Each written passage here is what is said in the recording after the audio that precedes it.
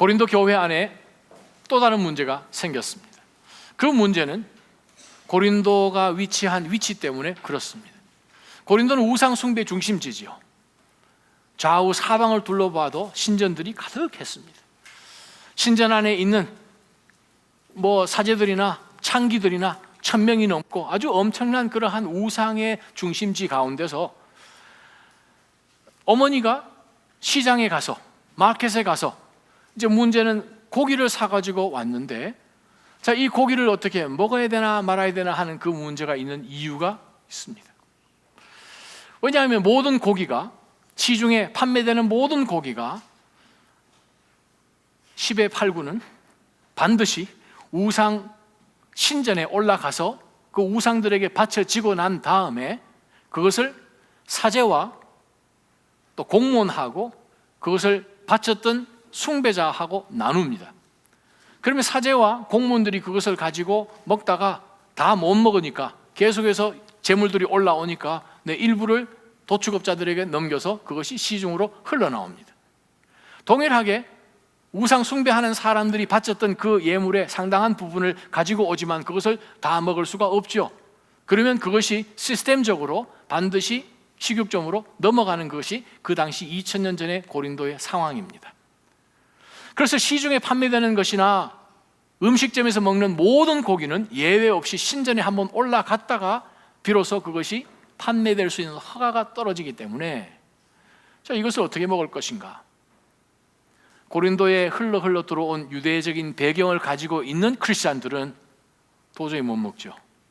코셔가 아니라는 거죠. 요즘으로 따지면 도저히 못 먹고 그냥 자신들이 만들어내는 다른 그러한 방법들을 통해서 단백질을 섭취를 하든가, 이방인들은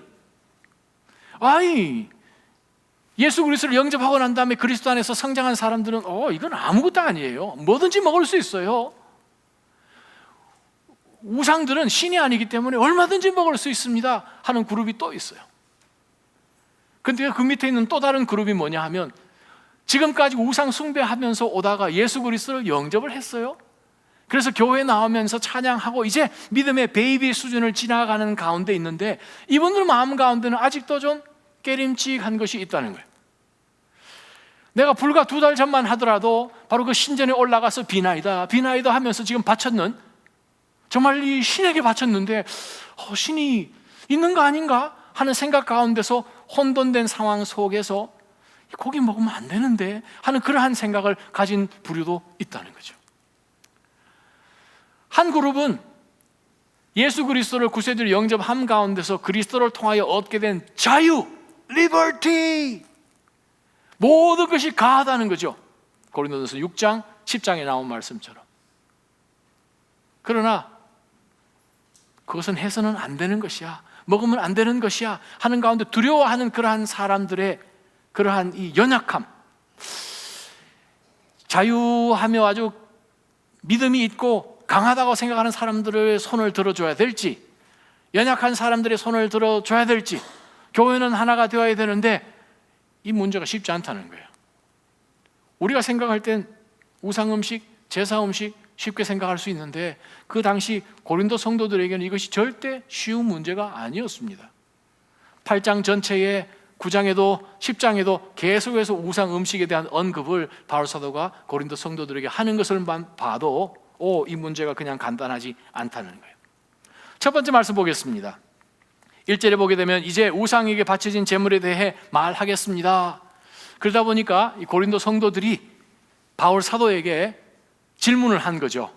저희 교회에 자매들과 형제들이 결혼하는 문제가 있습니다. 싱글들의 문제가 있습니다. 사별해서 결혼도 해야 되겠고 혹은 이혼을 해서 지금 재혼을 해야 되는데 그 문제를 어떻게 하면 좋겠습니까? 질문했던 것이요. 이제 8장에 들어가서는 이 우상에게 바쳐진 제물을 이거 먹어야 합니까? 안 먹어야 됩니까? 바로 그 질문을 받고 바울 사도가 지금 대답하는 것입니다. 1절 하반절에 보게 되면 우리 모두가 지식이 있는 줄로 압니다. 우리 모두가 지식이 있죠. 특별히 우리 1장 5절에 보게 되면 고린도 교회는 바울 사도가 칭찬했습니다. 지식이 있는 교회라고, 지식이 충만하게 있다고. 2차 전도 여행, 3차 전도 여행, 특별히 바울 사도가 이 고린도는 1년 반 동안 머물면서 말씀을 잘 가르쳤으니까 그들 가운데 참 말씀 가운데 지식이 풍성했어요.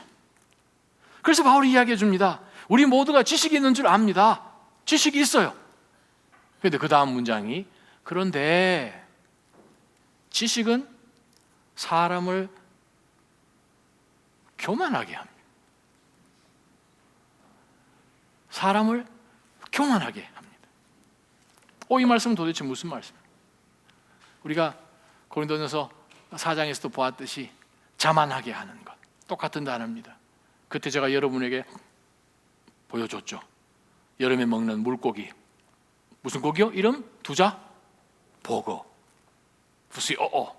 부풀어 올랐다는 뜻이에요. 지식이 속에서부터 차야 되는데 그렇지 않고 부풀어 올려지는 거예요. 지식을 잘 사용하면 그것이 귀한 것인데 잘못 사용하게 되면 많은 사람을 다치게 하고 죽게도 하지요. 그래서 바울 사도가 이야기합니다. 우리 모두 지식이 있어요.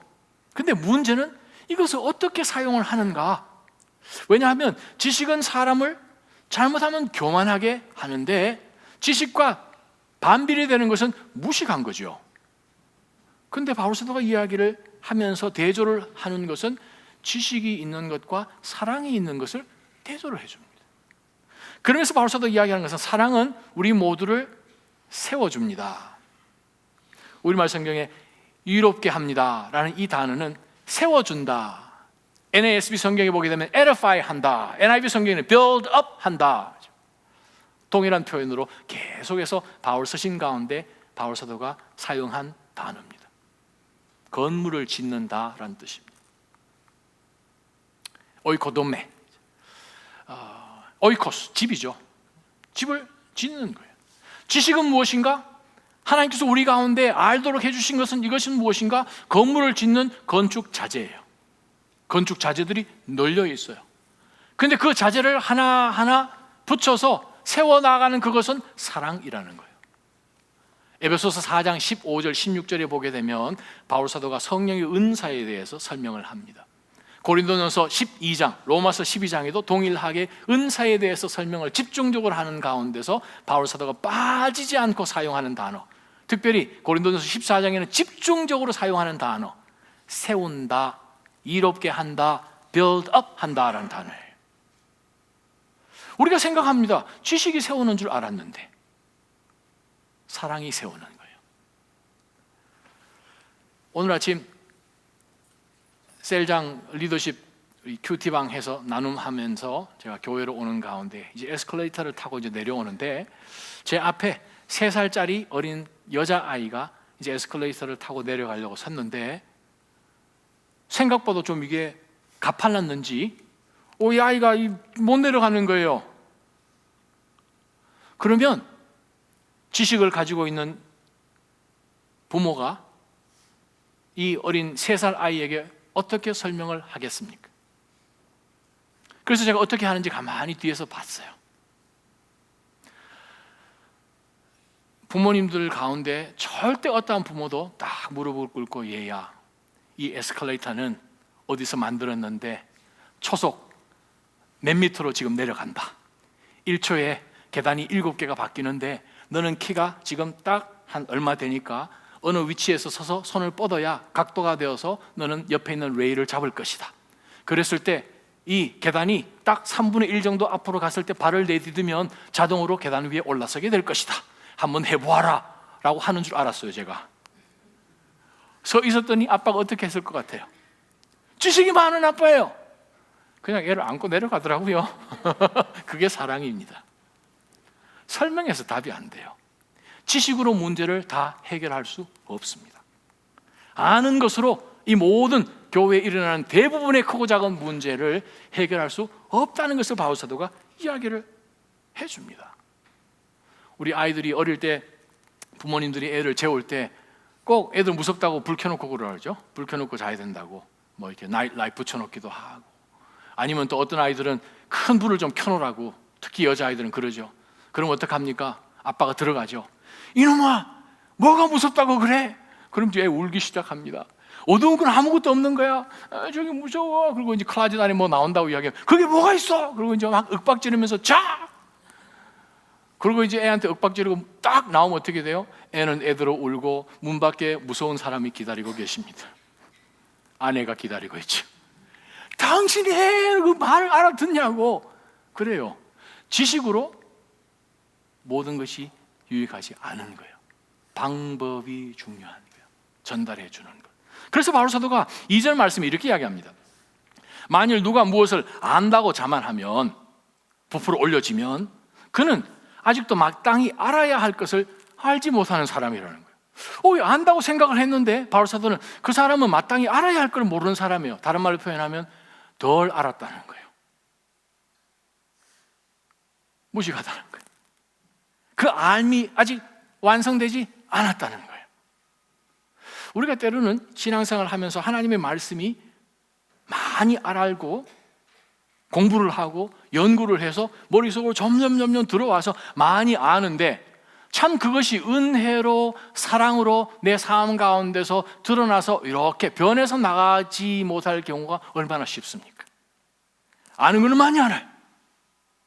보이는 건 너무 많아요. 근데 보이는 대로 그것이 은혜와 사랑으로 빌드업 시켜주는 방법으로 나가지 않고 그것을 자기가 안다고 자만하는 것으로 부풀려 올려지는 것으로 나가게 되면 그건 진짜 모르는 거예요. 사실 오늘 1절과 2절 가운데서 안다라는 단어를 두 가지를 바울 사도가 사용하고 있어요. 한 단어는 오이다, 다른 한 단어는 기노스코라는 두 단어예요. 오이다라는 것은 그냥 머리로 아는 거예요. 암기해서 아는 거예요.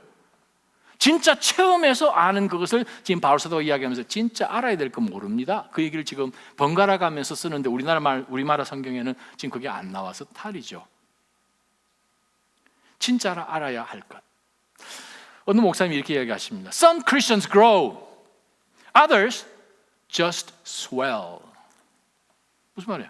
어떤 크리스천들은 진짜 그리스도 안에서 진리 가운데 성장해 나갑니다. grow 해요. 근데 어떤 성도들은 just swell. 뭐예요? 부은 거예요. 부었어요. 겉에서 보면 두 사람 다 성장한 것 같은데 어떻게 해요? 한 사람은 성장한 거고 다른 사람은 부은 거예요. 자, 어떻게 성장한 사람 되기를 원하십니까? 퉁퉁 부은 사람 되기를 원하십니까? 할렐루야. 이번 여름에 우리가 쿠바 선교 갔을 때 베이케이션 바우스쿨을 했죠. 그거 하면서 우리가 이제 풍선을 우리 몇 개 가져갔죠? 집사님 풍선 한 1,000개 가져갔나요? 우리 사이가 많이 가져갔어요. 펌프를 한 20개 가져갔나? 그렇게 해서 이제 펌프로 이제 이 풍선을 빨리빨리 불어가지고 이제 이렇게 메어야 되는데 첫날을 이렇게 하면서 그곳에 있는 그 우리 형제 자매들에게 같이 좀 도와달라고 이제 펌프를 이제 줬더니 그날 첫 베이케이션 바이블 스쿨 하고 나니까 이 펌프들이 전부 상위 군인이 돼서 돌아왔어요. 고장이 난 거예요. 그래서 선교사님이 우리들 딱 모아놓고 내일부터는 이 펌프를 그분들한테 주지 마십시오. 선교사님들이 이걸 다 해야 됩니다. 처음엔 저희 생각할 때 아니 같이 할 때 같이 하면 되지 뭐 라고 우리는 알았습니다. 그러면서 우리가 생각을 하기를 아니 같이 하면 좋지 않습니까? 라고 우리 수준에서 딱 생각을 했는데 이 선교사님은 지난 20여 년 동안 해보신 거예요. 그분들에게 무슨 문제가 있는가 처음 보는 거예요. 그냥 이렇게 하면 되는 줄 알고 그냥 막 하니까 한 10번 하다 보면 약한 부분이 부러지는데 그거를 모르는 거죠. 살살 조심해서 다뤄야 되는데 당길 때 바람이 들어가고 밀 때 바람이 들어가고 투 실린더 무슨 오토바이 뭐 하는 것처럼 이렇게 바람이 쑥쑥쑥 들어가는데 막 하게 되면 이거 고장이 나죠. 풍선을 불었어요. 부풀렸어요. 입으로 불고 바람으로 넣고 뭐 30초나 1분 정도 되면 풍선을 만들 수 있어요. 근데 그 풍선을 터뜨리는 것은 뭐예요? 0.01초만 해도 터지는 거예요. 부풀러 올려 있는 것 그것을 애지중지하지 않으면 어떻게 뻥 터지겠죠. 지식 부풀러 올려지지만 만약에 사랑이 없다면 우리가 알아야 되는 것이 들어와 있지 않고 모른다는 거죠. 한 번은 아우리칭을 하면서 쿠바에서 길거리 나가서 아이들을 다 모으고 하는데 남아있는 그 팀들은 열심히 이제 풍선을 만드는데, 이 풍선을 만들고 난 다음에 지식이 있기 때문에, 무슨 지식이요? 이 풍선은 어디 날카로운 데 대이면 펑 터진다는 걸 알기 때문에 조심조심 다루겠죠. 그래야 오는 아이들에게 하나씩 나눠줄 수 있는 것처럼, 바울 사도가 이야기하는 것은 자만하며 자기 스스로 안다고 하는 것 가운데서 세워지지 않는다는 거예요. 무엇이 세워지는가? 사랑이 세워집니다. 그것이 무엇입니까? 하나님의 마음에 있는 거예요. 세워주는 것이 하나님의 마음이에요. 세워주는 것. 그래서 성령 하나님께서 오셔서 우리 가운데 모든 은사를 주셔서 은사를 통하여 성도님들이 서로서로를 세워줄 수 있도록 해주신 것이 하나님의 마음이요, 성령 하나님의 마음이에요. 은사를 주셨습니다. 우리는 어떻게 해야 되는가? 모두를 세워주는 일 가운데서 하나님 우리 가운데 주신 이 지혜와 지식을 사용하라라고 바울 사도가 우리에게 권면합니다. 3절 말씀 한번 보십시다. 굉장한 선포를 바울 사도가 결론 제일 첫 번째 섹션에서 합니다. 하나님을 사랑하는 사람은 하나님께서 그를 알아주십니다. 이것을 더 원어적으로 번역을 해보면 이렇습니다. 하나님을 사랑하는 사람은 하나님께서 그를 지식하십니다. 지식이 있다고 하는 사람, 진짜 지식이 무엇인가? 하나님이 지식하시는 그것. 누가요? 하나님을 사랑하는 사람을 하나님은 지식하신다는 거예요. 자, 여기서 말씀하신 것은 체험을 통한 말씀입니다. 우리가 하나님을 안다고 하면서 하나님을 사랑하지 않고, 하나님을 안다고 이야기하면서 형제와 자매들 가운데 그 그리스도의 사랑으로 나가지 않으면 이건 하나님표 사랑이 아닌 거예요. 세상표 사랑인 거예요. 말씀 한번 찾아보십시다. 요한복음 13장 34절 하반절에서 35절 말씀. 요한복음 13장 34절, 35절 함께 읽습니다. 내가 너희에게 시작. 내가 너희에게 새 계명을 준다. 서로 사랑하라. 내가 너희를 사랑한 것 같이 너희도 서로 사랑하라. 너희가 서로 사랑하면 이로써 모든 사람들이 너희가 내 제자임을 알게 될 것이다. 예수님께서 이 땅 가운데 공생의 기간 가운데 많은 말씀을 설교를 하셨어요. 비유도 주시고, 그 많은 말씀 가운데서 참 중요한 메시지의 말씀이에요. 새 계명 주신 것. 구약의 모든 모세와 선지자들의 말씀이 딱 여기에 귀결되는 말씀이 무엇입니까? 그러면 사실 말씀이 서로 사랑하라. 서로 사랑하면 세상 사람들이 사랑하는 여러분들을 볼 때에 정말 그리스도의 제자군요, 그것을 알게 된다는 거예요. 예수님이 이렇게 말씀하지 않으셨습니다. 너희는 하나님의 말씀을 진지하게 연구하고 일주일에 3번씩 모여서 2시간씩 성경 공부를 해라. 그러면 세상 사람들이 너희들을 볼 때에 예수 그리스도의 제자라고 할 것이다 라고 하지 않으셨어요. 일주일에 화요일하고 목요일 꼭 금식하십시오. 그러면 여러분들을 볼 때 세상 사람들이 그리스도의 제자라고 이야기할 것입니다 라고도 하지 않으셨어요. 교회 하는 모든 행사 가운데 참석하십시오. 모든 세미나 가운데 다 참석하십시오. 그러면 세상 사람들이 여러분을 볼 때 예수 그리스도의 제자라고 알 것입니다 라고도 하지 않으셨어요. 시간을 내십시오. 섬기십시오. 물질을 하나님 앞에 달란트를 들여서 그렇게 열심히 섬기면 예수 그리스도의 제자가 될 것입니다 라고 예수님께서 말씀하지 않으셨다는 거예요. 무엇을 통해서? 사랑을 통해서. 서로 사랑하는 가운데서 그 사랑이 안 믿는 사람들로 하여금 우리 속에 있는 사랑의 주인이신 독생자 예수 그리스도를 아끼지 않고 주신 그 아버지의 사랑 안으로 인도할 수 있는 유일한 통로가 우리가 돌아보는 가운데서 바로 그 사랑을 하는 것이에요. 지금까지 만약 우리가 그 사랑을 못했다면 지금 해야겠지요.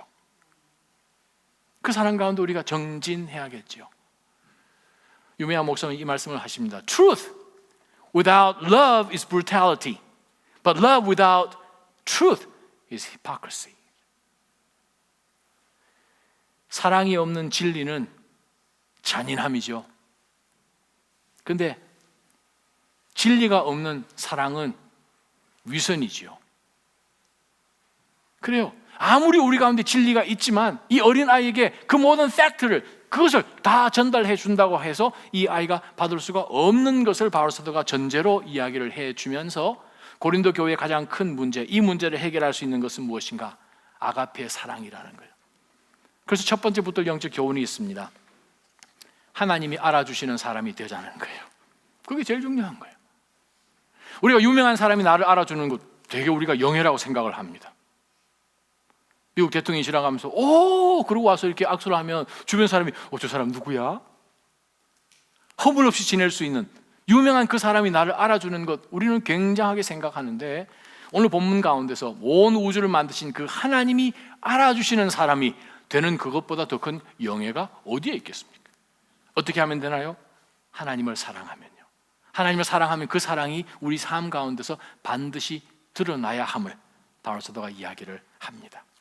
말씀 가운데 순종하여서 우리가 열심으로 서로 사랑하는 낮아진 교회 되기를 주님의 이름으로 축원합니다. 두 번째 말씀이 4절부터 이어집니다. 2000년 전으로 한번 돌아가 보십시다. 조카가 결혼을 해요. 이 결혼식에 이제 초청장이 와서 이제 결혼식에 가야 되는데 결혼식이 어디서 이루어지는가? 신전에서 결혼식을 하는 거예요. 신전에서. 그러면 이제 결혼식 다 마치고 난 다음에 피로연을 하는데 음식이 나오잖아요. 고기를 잔뜩 쌓아가지고 이렇게 가지고 나오잖아요. 그래서 나왔을 때 지금 초청받아서 앉아있는 자리 가운데 나온 이 음식을 이거 먹어야 되나 말아야 되나. 그래서 이렇게 보니까 우리 셀장님이 저기 앉아 계세요. 셀장님이 저기 앉아 계신데 막 드시는 거예요. 그냥 맞아, 저쪽 신전보다 여기 신전이 더 맛있어. 가끔 우리 한국서 장례식 해보면은 저쪽 병원보다 여기 있는 육개장이 더 맛있어. 그런 얘기 많이 하세요. 그 얘기는 이 장례식장에서 와서 할 얘기는 아니죠. 그러면서 맛있다고 2그릇씩만 먹고 막 이러죠. 집에 싸가지고 가신 분도 계세요.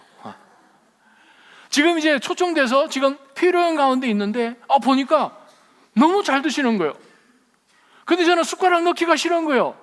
왜냐하면 2달 전에 저는 이 신전에서 우상 앞에 나갔던 사람인데 이제 그리스도인이 돼가지고 근데 주변에 있는 친구들은 저보고 미쳤다고 그러면서 다시 우리가 이쪽 신전으로 나와라 뭐 얘기하고 있는 가운데 막 신앙이 그런 갈등을 겪는 베이비 크리스찬도 있지요. 그래서 바울 사도가 먼저 4절부터 6절까지 신앙이 연약한 사람들을 향해서 먼저 메시지를 전해줍니다. 무슨 말씀인가? 그러므로 우상에게 바쳐진 제물을 먹는 일에 대해 말하자면 신앙이 연약한 사람들에게 분명한 진리를 바울 사도가 가르쳐 줍니다. 세상에 있는 우상은 아무것도 아니다. 신은 하나님 한 분밖에 계시지 않는 것을 우리가 알고 있지 않습니까? 5절 비록 하늘이나 땅 위에서 신이라 불리는 것들이 있어 많은 신들과 많은 주들이 있으나 우리에게는 오직 한 하나님 곧 아버지가 계실 뿐입니다. 만물이 그분으로부터 왔고 우리도 그 분을 위해 있습니다. 또 한 분이신 주 예수 그리스도가 계시니 만물이 그분으로 인해 존재하고 우리도 그분으로 인해 살아갑니다 라고 믿음이 연약한 이제 갓 예수 그리스도를 영접해서 지금 고기 덩어리 앞에서 어떻게 해야 될지 모르는 사람 앞에 우상이라는 것은 없는 겁니다. 손으로 만든 것이죠. 인간이 그냥 손으로 만들어서 얼마 해가지고 사가지고 온 것인데 그 앞에 나아가서 우리가 두려운 마음 가질 이유가 전혀 없다는 거예요. 한국에서 법당에서 사용되는 거의 대부분의 이 상이 메이드 인 차이나인 거 아십니까? 와, 저도 그거 처음 몰랐어요. 근데 저기 충청도에 있는 어느 절에서 이 부처님이 어느 시간만 되면 영롱한 빛을 발하면서 그냥 이 불자들에게 그냥 자비의 빛을 막 비춰준다 그래가지고 난리가 났잖아요. 온 한국이 떠들었죠. 제가 그때 한국에 그때 있어서 그러니까 뭐 난리가 나서 이 교통순경 처음에는 2-3명이 교통정리하다가 그 다음에는 한 부대가 와가지고 정리를 하고 수천 명이 모이니까 어떡하겠어요. 영롱한 빛을 발한다는데 막 모여들고 뭐 이 대웅전엔 자리가 없고요. 그러한 가운데서 SBS 스테이지 그 매니저를 파송을 했죠. 빛이 어디서 나오냐. 그 전에 이제 교수들 다 보내가지고 빛이 찾으라 그러니 못 찾은 거예요. 그러면서 찾는 과정 가운데서 몇몇 연구원들이 뒤로 돌아가가지고 부처님을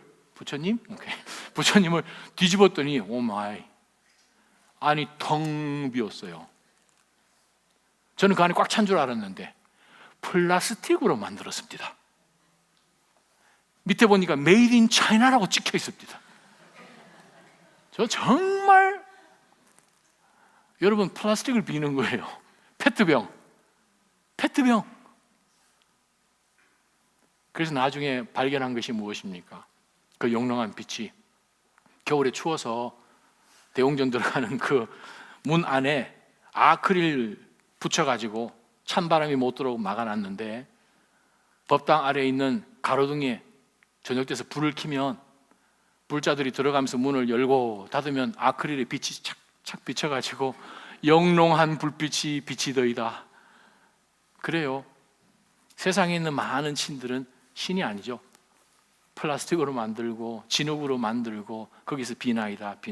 그러나 우리에게는 하나님은 한 분, 온 우주 만물을 창조하시고 모든 주의 주가 되시는 한 분이십니다. 아멘.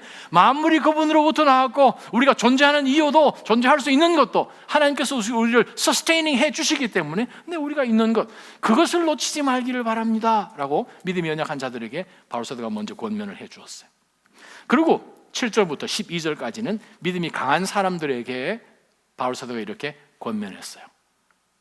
우리 공동체 가운데서도 예수 그리스도를 영접하고 오랜 동안 신앙생활을 해나간 가운데 저는 믿음이 있습니다. 그동안 신앙의 경륜도 있고 말씀도 많이 알고 저는 강한 사람입니다. 뭐든지 할 수 있습니다. 네, 뭐든지 할 수 있죠. 모든 것이 가하지요. 근데 바울사도가 12절부터 이렇게 이야기를 합니다. 7절부터.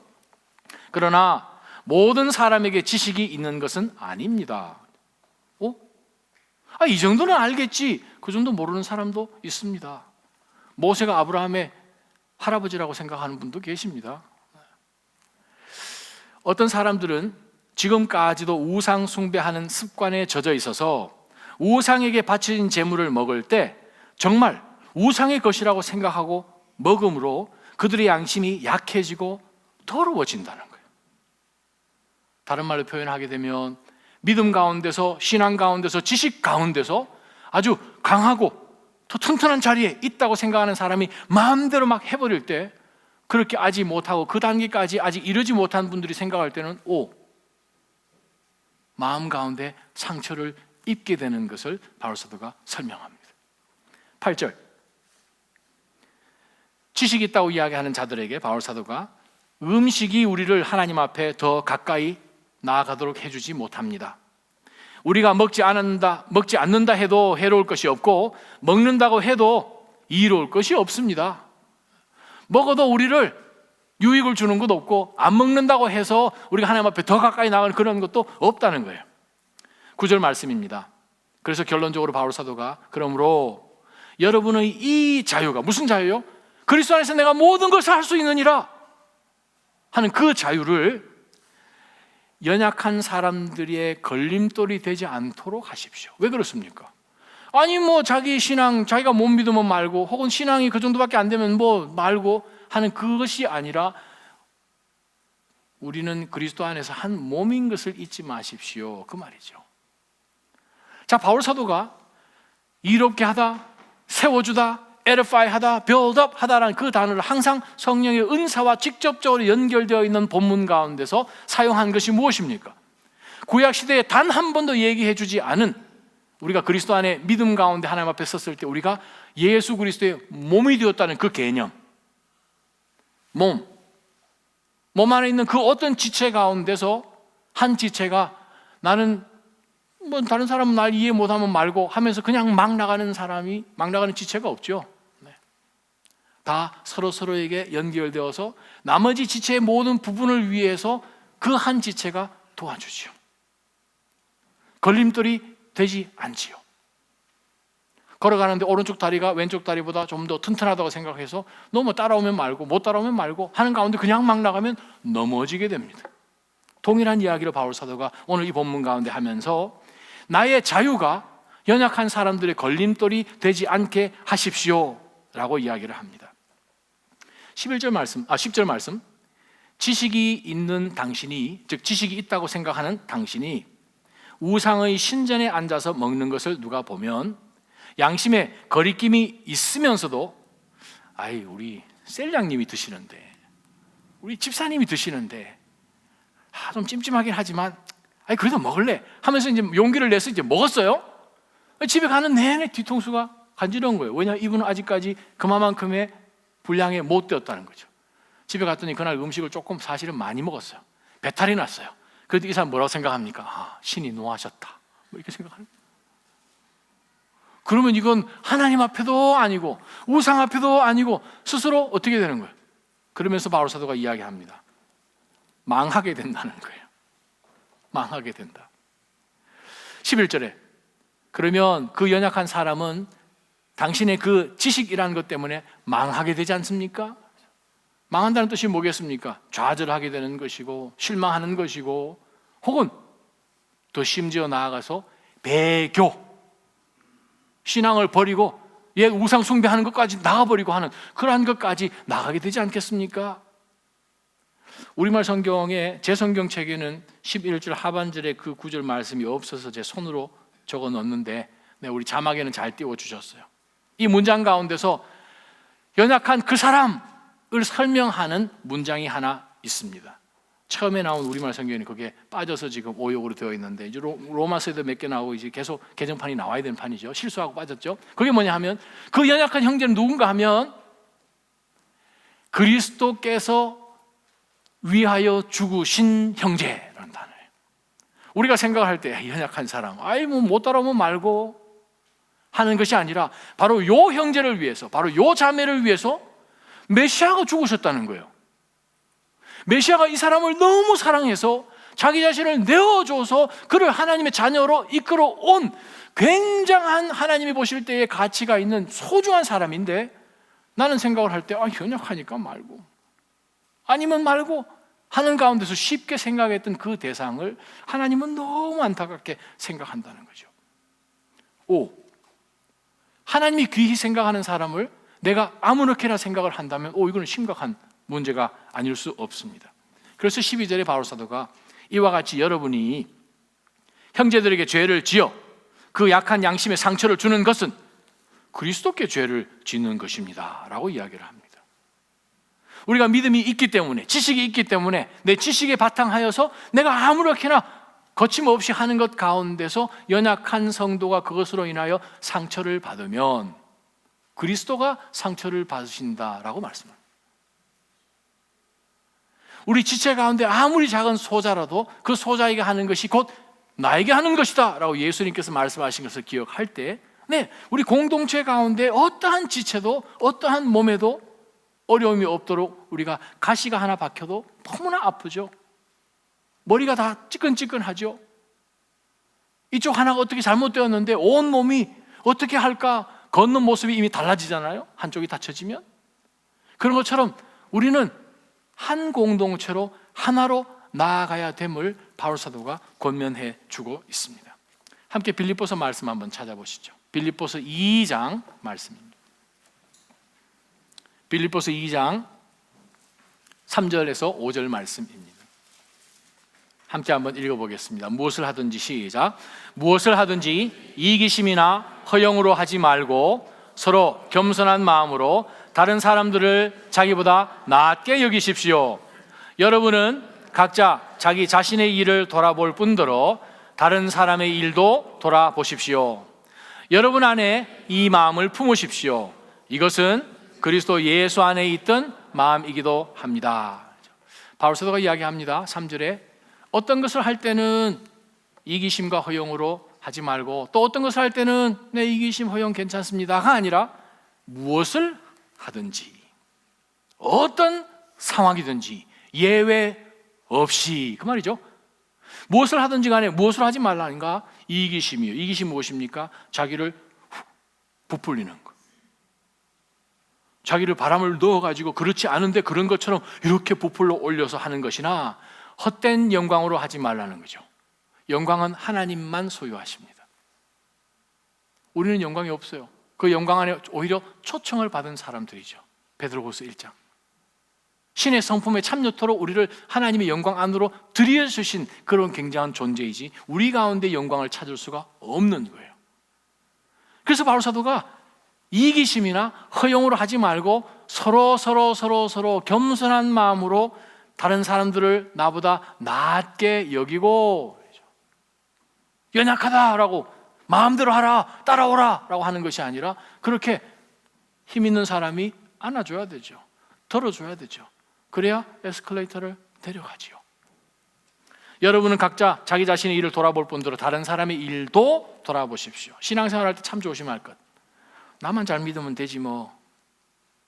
그런 것도 없습니다. 공동체예요. 돌아볼 필요가 있죠. 각각 돌아보죠. 그러면서 바울 사도가 5절에 하는 말씀이 있습니다. 바로 요게 그리스도의 마음이라는 거예요. 무엇이요?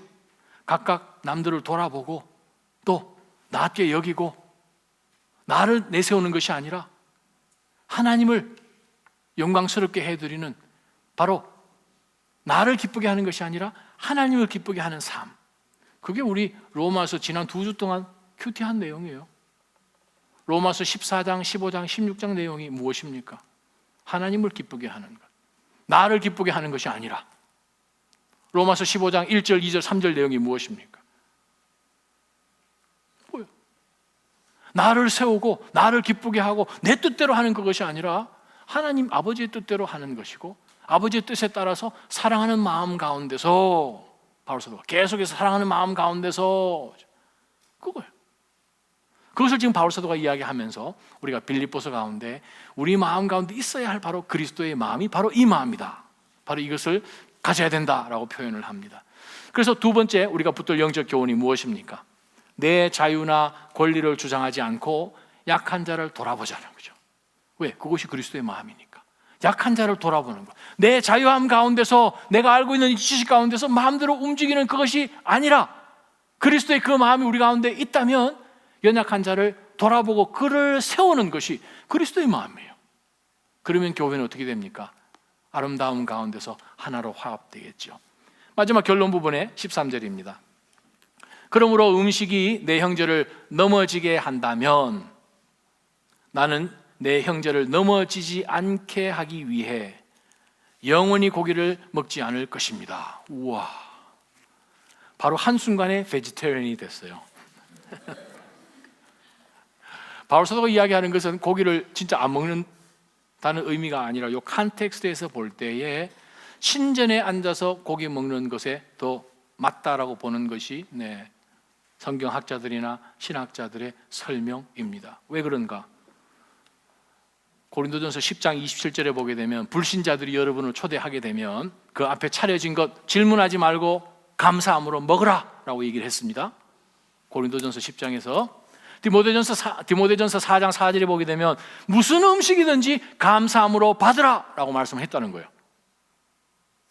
그 말씀들을 여러 가지 보면서 이 말씀을 볼 때에 정말 내가 형제 자매를 넘어지지 않게 하기 위해서는 내가 너무나 좋아하던 것, 나 정말 삼겹살 쌈 싸 먹는 거 너무 좋아하는데 이 형제가 삼겹살을 싫어한다. 그럼 어떻게 오리고기로 바꿔야죠. 못 먹는 거죠. 고기를 포기하는 거죠. 사랑이 무엇입니까? 불편한 거예요. 사랑은 나에게 지독하게 불편한 거예요. 이거 내가 너무나 잘하는 것이고 이건 내가 놀던 물인데가 아니라 사랑은 무엇입니까? 이것을 다 내려놓는 것이 사랑이에요. 그래서 13절에 내 형제를 넘어지지 않게 하기 위해서는 영원히 이거는 나는 안 하겠다 라고 할 만큼 사랑이 지식을 컨트롤해야 됩니다. 세 번째 붙들 영적 교훈이 바로 그것입니다. 이 고기를 먹을 것인가, 저 고기를 먹을 것인가, 농협 고기를 먹을 것인가, USDA를 먹을 것인가. 비본질이죠. 비본질적인 것들은 빨리 내려놓고 본질을 붙들어야 돼요. 그 세 번째 붙들 영적 교훈입니다. 비본질, 8절에 보니까 아무것도 아니라고 이야기해요. 고기를 먹든 안 먹든 이건 아무것도 아닌 거예요. 잠깐 있다 없어지는 거예요. 나중에 우리 나이 들면 고기 줘도 못 먹어요. 바로 그 얘기하는 거죠. 먹든 안 먹든 그거는 아무것도 아니다 라고 바울 사도가 8절에 분명히 이야기했어요. 비본질이라는 거죠. 비본질, 그거는 의미가 없는 것이고, 본질, 그리스도의 마음을 가지는 것이고, 그 그리스도의 마음을 통하여서 나눌 때에 우리가 예수 그리스도 제자 되는 거예요. 교회는 바로 하나 되어서 그 공동체에 하나님이 주신 교회의 존재의 목적을 따라 나가는 것인 것을 우리가 기억하면서 예수님이 서로 사랑하라 라는 그 한 명령을 주신 것을 우리가 새기면서 그러한 마음으로 서로 사랑하기를 주님의 이름으로 축원합니다. 우리가 살다 보면 목사님 회사에서 회식이 있는데 다들 갔더니 한 잔씩 하네요. 어떻게 해요? 어디 초청 가서 딱 갔더니 다들 포도주를 한 잔씩 다 나눠줘요. 그래서 이거 뭐 콜라는 색깔이 조금 같고 어떻게 이거 포도 주스를 해야 되나 어떻게 해야 됩니까? 클럽에 오늘 친구가 자꾸 가자고 하는데 몸이 예전처럼 움직이질 않지만 그래도 한번 옛날 실력 발휘해서 한번 뭐 아싸 호랑나비를 하든가 한번 해볼까 하고 이제 어떻게 목사님 가야 돼요? 말아야 돼요? 또 신학교 다닐 때 설교학 강의를 듣는데 설교학 가르치는 그 교수님이 1년에 우리 신학생들 목회자들은 최소한 이 2편의 영화는 봐야 된다는 거예요.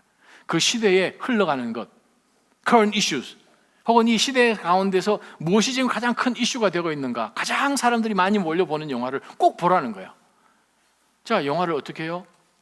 Rated R 어떻게 할 것인가?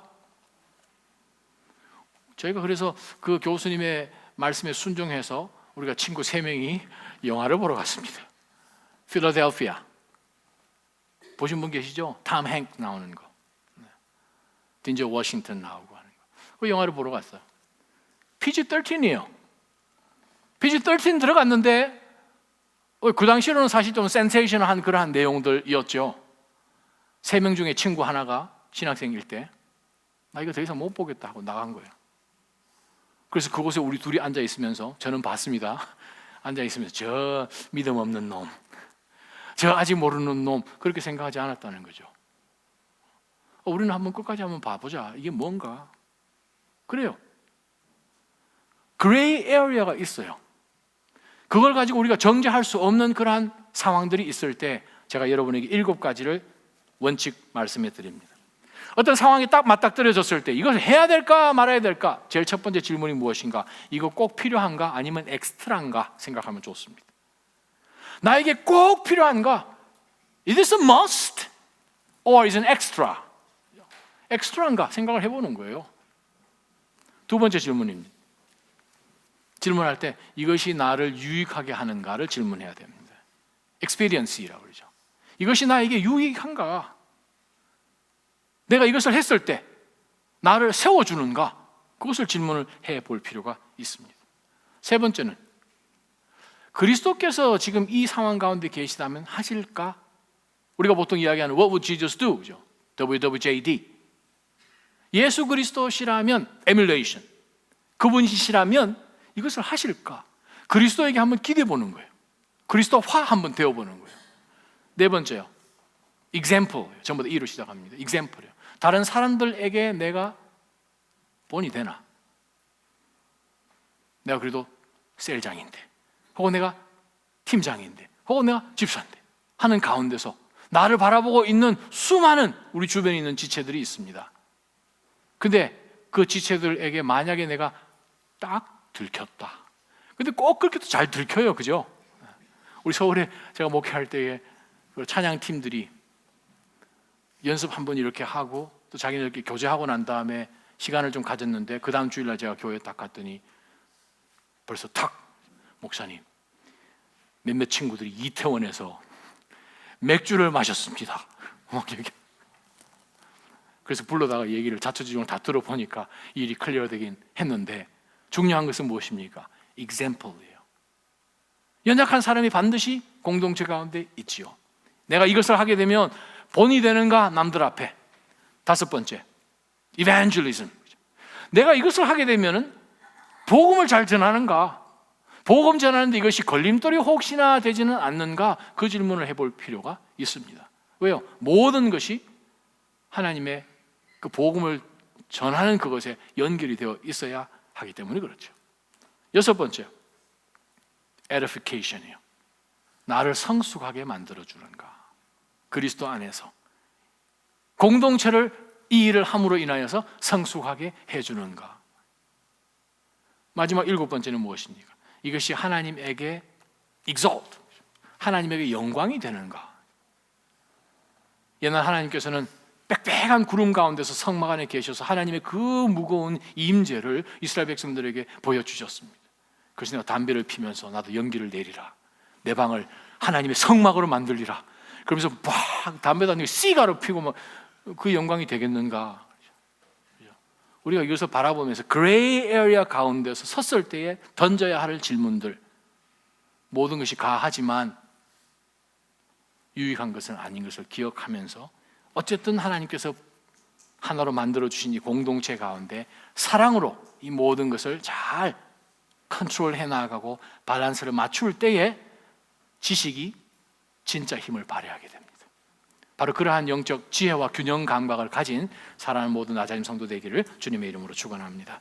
우리 한번 기도하며 하나님 앞에 나가십시다. 이 시간 한번 통성으로 기도할 것은, 하나님, 저희로 하여금 하나님이 알아주시는 자, 사람들이 알아주고 내가 알아주는 것이 아니라 하나님이 알아주시는 자가 되게 해주시기 위해서 하나님, 저로 하여금 사랑하는 자가 되게 해주시고 내 권리를 주장하지 않는 사람이 되게 해주시고 본질을 붙드는 사람이 되게 해달라고 우리 한번 통성으로 한번 기도하며 나갑니다. 기도하겠습니다. 걸어가신 하나님 아버지, 오늘 이 말씀 앞에 주여 저희가 다시 한번 자유로운 생각으로 주님